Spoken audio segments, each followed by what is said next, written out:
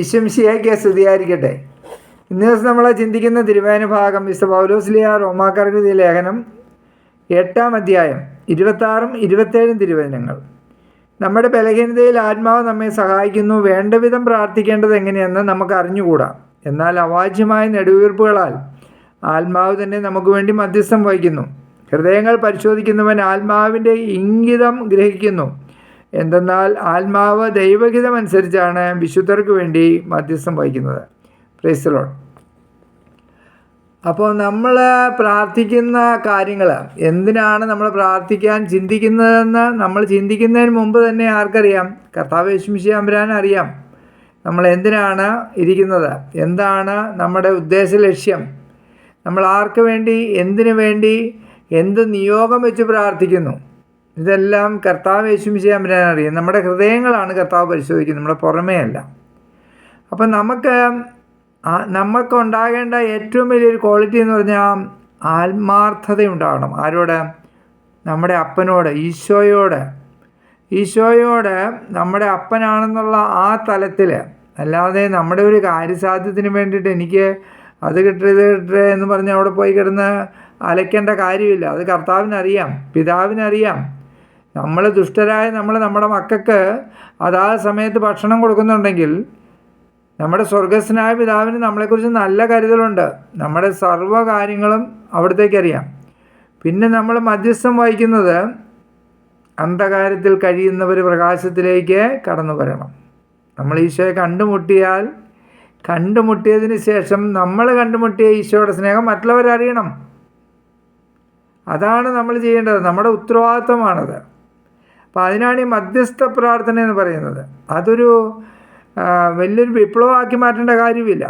കാരണം നമ്മുടെ ഹൃദയത്തിൽ ഒരു ഹൃദയഭാരമുണ്ടായാൽ മതി. ഒരു ഊറ്റുനോവ്, പൗലോസ്ലീഹ പറയുന്നില്ലേ, എനിക്കൊരു ഊറ്റുനോവ് എടുക്കുന്നു, പ്രസവ വേദന എടുക്കുന്നു. കാരണം ഒരു വ്യക്തി പാപത്തിൽ കഴിയുന്നു, ഒരാൾ അന്ധകാരത്തിൽ കഴിയുന്നു, അവനെ നാശത്തിലേക്ക് നശിച്ചുകൊണ്ടിരിക്കുകയാണല്ലോ, അവനെ വീണ്ടെടുക്കണമെന്നുള്ള ഒരു ആഗ്രഹം, അതിയായ ആഗ്രഹം, അത് നമ്മുടെ ഹൃദയത്തിലുണ്ടെങ്കിൽ അത് കർത്താവ് കാണും. നമ്മുടെ ഹൃദയത്തിൻ്റെ ഉള്ളറകളെ വളരെ വ്യക്തമായി തിരിച്ചറിയുന്ന വ്യക്തിയാണ് ഈശോ. അപ്പോൾ അതുകൊണ്ട് നമ്മളെ സൃഷ്ടിച്ച നമ്മുടെ ഈശോയ്ക്ക് നമ്മളെക്കുറിച്ച് നന്നായിട്ട് അറിയാം, നമ്മൾ ചിന്തിക്കുന്നതിന് മുമ്പേ അറിയാം. അപ്പോൾ അതുകൊണ്ട് പുള്ളിക്കാരനെ പറ്റിക്കാനായിട്ട് നമുക്ക് പറ്റില്ല. പുറമേ നമുക്ക് എന്ത് വേണമെങ്കിലും കാണിക്കാം, പക്ഷെ നമ്മുടെ ഉള്ളിൽ എന്താണെന്നുള്ളത് ഈശോയ്ക്ക് അറിയാം. അപ്പോൾ നമ്മുടെ ഉള്ളിലാണ് ഇതെല്ലാം ആവശ്യമുള്ളത്. മധ്യസ്ഥം വിശുദ്ധർക്ക് വേണ്ടി മത്സ്യം, നമ്മളെയാണ് വിളിക്കുന്നത് വിശുദ്ധരെന്ന് പറയുന്നത്. ഒരിക്കൽ കുറ്റിക്കലച്ഛനുണ്ടെങ്കിൽ അച്ഛൻ മരിക്കുന്നതിന് മുമ്പ് അച്ഛൻ്റെ അടുക്ക് കാണാനായിട്ട് ഞങ്ങളെ സ്ട്രീറ്റ് മിനിസ്ട്രിയിലുള്ള തെരുവ് ശുശ്രൂഷയിൽ തെരുവ് സുവിശേഷം പറയുന്നൊരു ഗ്രൂപ്പുണ്ടായിരുന്നു ഞങ്ങൾക്ക്. അത് Lalichan brother, Kishore brother, Joby brother, അങ്ങനെ ഞങ്ങളൊരു ടീം ബെൽറ്റ് ഉണ്ടായിരുന്നു. അപ്പം അങ്ങനെ ചാക്കോ ചേട്ടൻ, അങ്ങനെ ഞങ്ങളെല്ലാവരും കൂടെ കുറ്റിക്കിളച്ചൻ്റെ അടുത്ത ശുശ്രൂഷകനാണ് ലാലിച്ചൻ 19 കാഞ്ഞിരപ്പള്ളിയിലെ ഒരു ആകാശപ്പുറമുള്ള ആശ്രമവും ഉണ്ട്. അപ്പം ഞങ്ങൾ അച്ഛനെ കാണാൻ വേണ്ടി പോയി. അച്ഛൻ മരിക്കുന്നതിന് എനിക്ക് തോന്നുന്നു ഒരു 5-6 മാസം മുമ്പാണ്. അപ്പോൾ അച്ഛൻ വിളിക്കുന്നത് പറഞ്ഞാൽ വിശുദ്ധൻ എന്നാണ് ഓരോരുത്തരെ വിളിക്കുന്നത്. വിശുദ്ധനും വിശുദ്ധയുമാണ്. അപ്പം ഞാൻ പറഞ്ഞു കഴിഞ്ഞാൽ ഈശോ നമ്മളെ വിശുദ്ധരായിട്ടാണ് സൃഷ്ടിച്ചത്. പിന്നെ ഇവിടെ നമ്മൾ അവിടെ ഇവിടെയൊക്കെ കൈയിട്ട് വാരി കഴിയുമ്പോഴാണ് ഈ അശുദ്ധി നമ്മളിലേക്ക് കടന്നു വരുന്നത്. അപ്പം ഞാൻ പറഞ്ഞു വന്ന വിഷയം അതല്ല.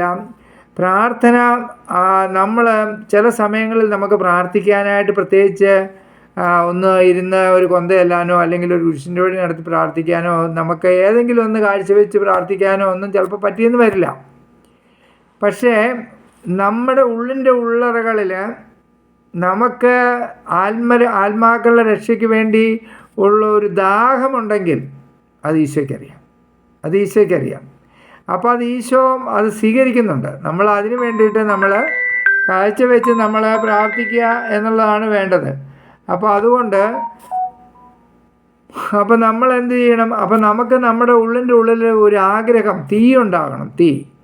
ആഴമായ ഒരു തീ നമുക്കുണ്ടാകണം. ആത്മരക്ഷ, മറ്റുള്ളവരുടെ ആത്മരക്ഷ, നമ്മുടെ ആത്മാവിനെ രക്ഷിക്കുക, മറ്റുള്ളവരുടെ ആത്മാക്കൾക്ക് വേണ്ടി പ്രാർത്ഥിച്ചവരെ രക്ഷയുടെ അനുഭവത്തിൽ കൊണ്ടുവരിക.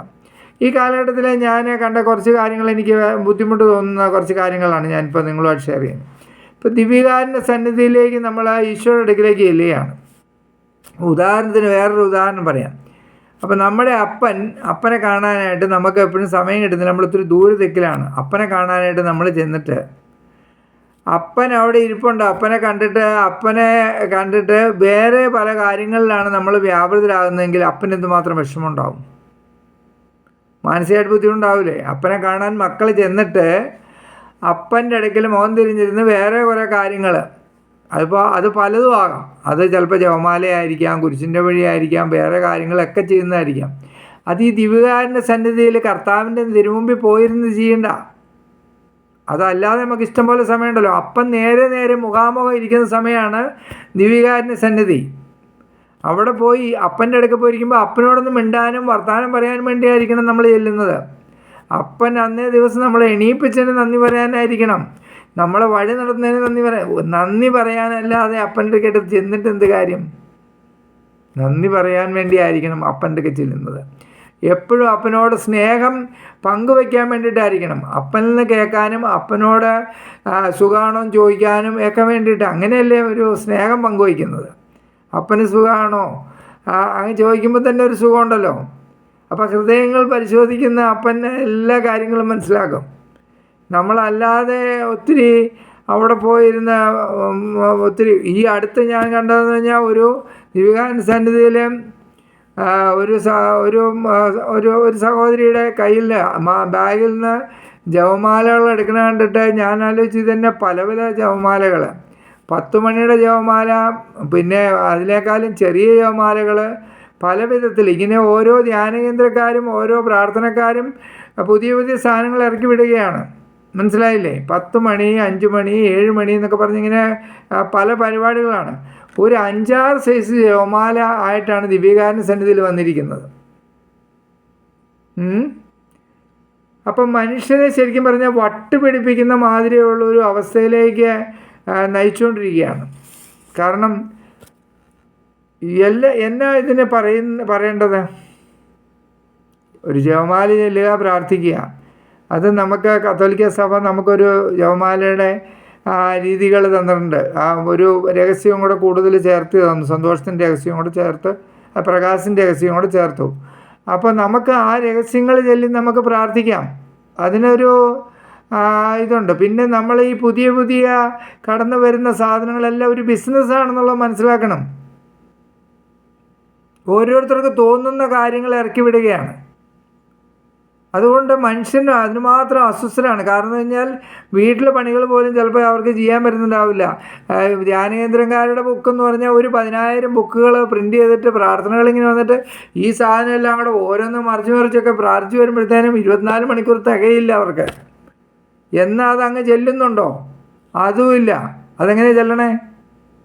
ഇതൊരു നമ്മളൊരു കടത്ത് കഴിക്കണ മാതിരിയുള്ള പരിപാടികൾ ചെയ്യുമ്പോൾ അതൊന്നും അങ്ങോട്ട് എത്തൂല. ഒരു ഉദാഹരണത്തിന് വിശുദ്ധ ഫ്രാൻസിസ് അസീസി, 2ാം ക്രിസ്തു എന്ന് അറിയപ്പെടുന്ന വിശുദ്ധ ഫ്രാൻസിസ്, എൻ്റെ ഇടവക മധ്യസ്ഥനും വിശുദ്ധൻ്റെ കൂടെ പോയ ഒരു സന്തത സഹചാരിയുമായ ഒരു രാത്രിയിൽ ഒരു സ്ഥലത്ത് ഷെൽട്ടറിൽ താമസിക്കാൻ കയറിയപ്പോൾ നമുക്ക് രാത്രിയിൽ പ്രാർത്ഥനയിലായിരിക്കാം എന്ന് പറഞ്ഞ് 2 പേരും അങ്ങോട്ടും ഇങ്ങോട്ടും പിരിഞ്ഞു. വിശുദ്ധ ഫ്രാൻസിസ് പ്രാർത്ഥിച്ചു തുടങ്ങി. അപ്പുറത്തെ സഹോദരനെ രാത്രിയിൽ കിടന്നു കഴിഞ്ഞപ്പോഴത്തേനും പുള്ളി അവിടെ നിന്ന് കൊന്തയില്ലേ. അപ്പോൾ ഫ്രാൻസിസിൻ്റെ കൂട്ടത്തിലല്ലേ വന്നിരിക്കുന്നത്, വിശുദ്ധ ഫ്രാൻസിസിൻ്റെ കൂടെയല്ലേ. അപ്പം കൊന്തയില്ലി പുള്ളി എണ്ണം തയ്ക്കാൻ വേണ്ടി കല്ലുകൾ പെറുക്കിക്കൂട്ടി. ആ മുറിക്കകത്ത് കല്ലുകൾ വെച്ചിട്ട് ലാസ്റ്റ് നേരം വെളുത്തിട്ട് പുള്ളിക്ക് അവിടെ കിടക്കാൻ പോയിട്ട് മെരങ്ങി തിരിയാനില്ലാത്ത സ്ഥലം മാതിരി കല്ലുകൾ പെറുക്കിക്കൂട്ടി വെച്ചേക്കുക. രാവിലെ ഫ്രാൻസിസിനെ ഇതൊന്ന് കാണിക്കാമെന്ന് വിചാരിച്ച് ഫ്രാൻസിസിൻ്റെ മുറിയിലെ അവസ്ഥ കാണാൻ നോക്കിയപ്പോൾ ഫ്രാൻസിസ് ഒരു ജപമാല പോലും ചൊല്ലി തീർക്കാൻ പറ്റിയിട്ടില്ല. കാരണം പുള്ളി ധ്യാനാത്മകമായി ഈശോയുമായി ഒന്നിച്ചിരിക്കുക. ഞാനിത് പറഞ്ഞത് ഇതൊരു കടത്തായിട്ട് കാര്യങ്ങൾ നടത്തിയിട്ട് കാര്യമില്ല. അപ്പോൾ പ്രിയ സഹോദരങ്ങളെ, പരിശുദ്ധാത്മാവ് നമ്മളെ നയിക്കുന്നതനുസരിച്ച് ഈശോയുമായി ഒന്നിച്ചിരുന്ന് പ്രാർത്ഥന എന്ന് പറയുന്നത് ആത്മാവിൽ പ്രാർത്ഥിക്കാം, ആത്മാവിൽ ഗാനങ്ങൾ ആലപിക്കാം. നമ്മൾ ഈശോയുടെ മുമ്പിൽ പോയിരുന്നിട്ട് ഈ കാര്യങ്ങളൊന്നും ചെയ്യേണ്ട. ഈശോയെ സുഖമാണെന്നൊക്കെ ചോദിച്ച് ഈശോ പറയുന്ന കാര്യങ്ങളൊക്കെ കേട്ട് ഈശോ സംസാരിക്കും നമ്മളോട്. അത് കേൾക്കണം, കേൾക്കാൻ നമ്മൾ ചെവി കൊടുക്കണം. അങ്ങനെ കേട്ട് സംസാരിച്ച് നമുക്ക് വളരാം. പരിശുദ്ധാത്മാവ് നിങ്ങളെല്ലാവരെയും നയിക്കട്ടെ. ഈ വചനത്തിൻ്റെ അനന്തമായ ശക്തി നിങ്ങളെയും നിങ്ങളുടെ കുടുംബങ്ങളെയും നിങ്ങളായിരിക്കുന്ന ദേശത്തെയും അനുഗ്രഹിക്കട്ടെ എന്ന് പ്രാർത്ഥിക്കുന്നു. Praise the Lord. ആമേൻ.